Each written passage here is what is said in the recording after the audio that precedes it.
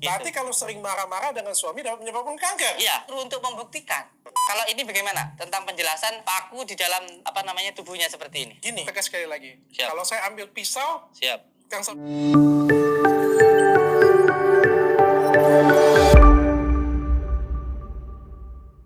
Sedang viral video dari Mas Richard Lee yang dia klaim sebagai debat terbuka dengan Gus Samsudin, sahabat. Saya melihat impact dari beberapa potongan video tersebut menimbulkan sebuah reaksi dari netizen ya.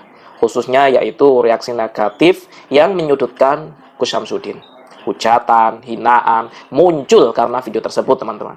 Dikarenakan Mas Richard Lee ini ingin melihat pembuktian yang tidak dijabanin oleh Gus Samsudin pada kesempatan tersebut. Gini ya. Yang pertama, si Richard Lee ini tujuannya apa ngundang Gus Samsudin? Coba.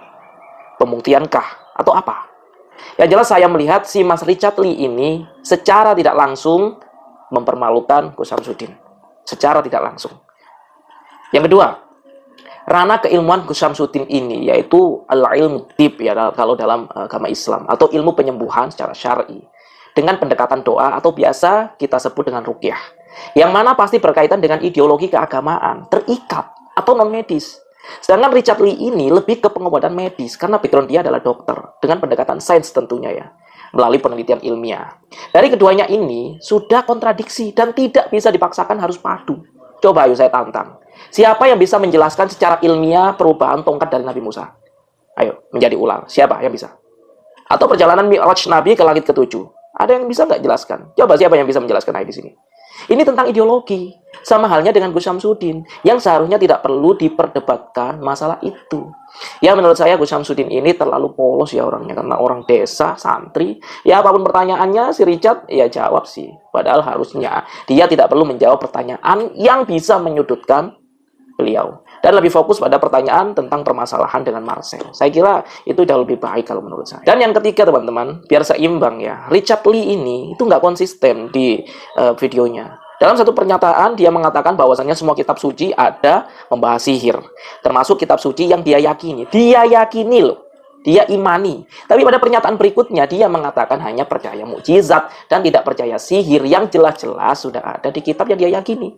Ada ketidakkonsistenan dari Mas Richard terkait ini.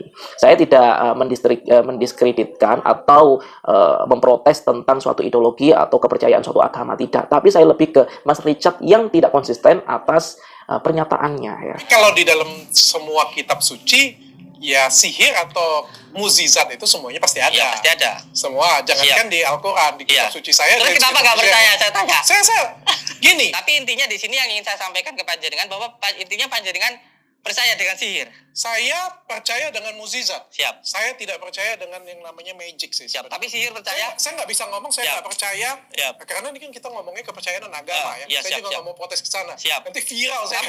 Tapi sihir percaya? Idol, saya nggak percaya. Sihir tidak percaya? Di dalam agama panjenengan ada yang menyatakan tentang sihir atau tidak? Ada, tapi sejujurnya saya tidak percaya. Iya. Ada, tapi sejujurnya saya tidak percaya. Iya. Yang terakhir nih teman-teman, si Mas Richard ini nyuruh Gus Samsudin melakukan hal yang berbahaya. Ini ada orang diundang, tamu kan, ya kan, didatangkan disuruh ke situ. Tapi di situ disuruh ngelakuin hal yang berbahaya.